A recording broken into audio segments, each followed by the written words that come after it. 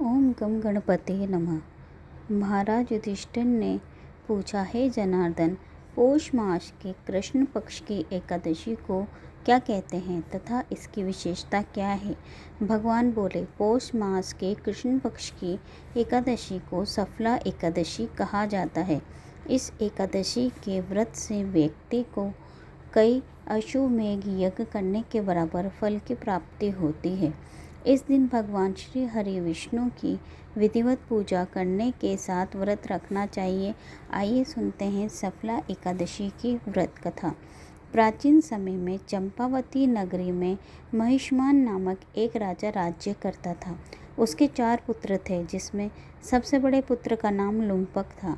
वह बहुत ही दुष्ट और पापी था। वह हमेशा पर स्त्री गमन में या वेश्याओं में अपने पिता का धन व्यय करता था। वह देवताओं, ब्राह्मण, वैष्णव आदि सुपात्रों की निंदा करके प्रसन्न होता था। सारी प्रजा उसके कुकर्मों से बहुत दुखी थी, परंतु युवराज होने के कारण उसके अत्याचारों को सहन करने पर विवश थे और किसी में भी इतना साहस नहीं था कि कोई राजा के पास उसकी शिकायत करता। लेकिन एक दिन बुराई का अंत जरूर होता है।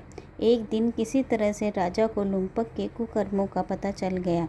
अपने पुत्र के बारे में ऐसी बातें सुनकर राजा अत्यधिक क्रोधित हुआ और उसने लुम्पक को अपने राज्य से निकाल दिया।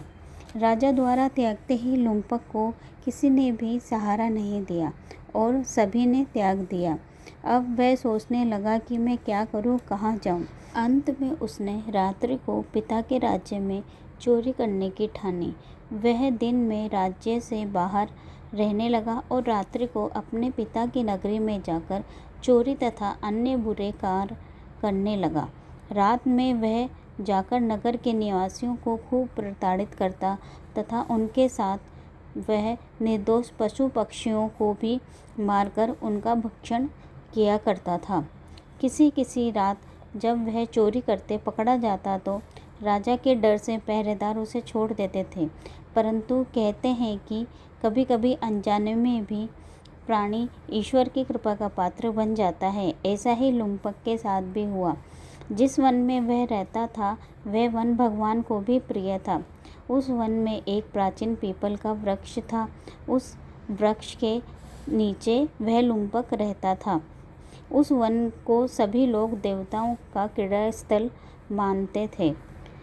कुछ दिन बाद पौष मास के कृष्ण पक्ष की दशमी के दिन वस्त्रहीन होने के कारण लुम्पक तेज ठंड से मूर्छित हो गया और रात में ठंड के कारण वह ठीक से सो नहीं पाया। उसके हाथ पैर अकड़ गए। वह रात बड़ी कठिनता से बीती, किंतु सूर्योदय होने पर भी उसकी मूर्छा नहीं टूटी। वह ज्यों का त्यों पड़ा रहा। सफला एकादशी की दोपहर तक वह पापी मूर्छित ही पड़ा रहा।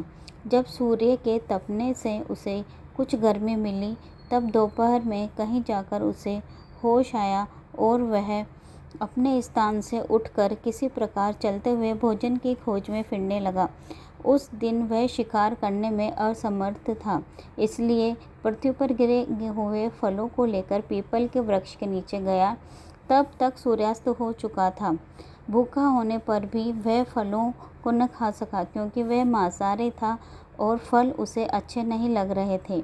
अतः उसने उन फलों को पीपल की जड़ में रख दिया और दुखी होकर बोला, हे ईश्वर, ये फल आपको ही अर्पण हैं। इन फलों से आप ही तृप्त हो। ऐसा कहकर वह रोने लगा और पूरी रात रोता रहा।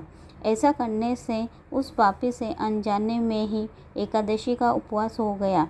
उस उपवास तथा रात्रि जागरण से भगवान श्री हरि अत्यंत प्रसन्न हुए और उसके सभी पाप नष्ट हो गए।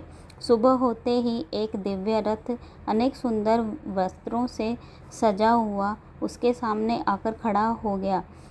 उसी समय आकाशवाणी हुई, हे युवराज, भगवान नारायण के प्रभाव से तेरे सभी पाप नष्ट हो गए हैं। अब तू अपने पिता के पास जाकर राज्य प्राप्त कर। इस प्रकार लुम्पक भी एक सफल शासक बन सका और अंत में मोक्ष को प्राप्त हुआ। बोलिए विष्णु भगवान की जय। अगर आपको हमारी कथाएं पसंद आ रही हैं तो हमें लाइक और सब्सक्राइब करें।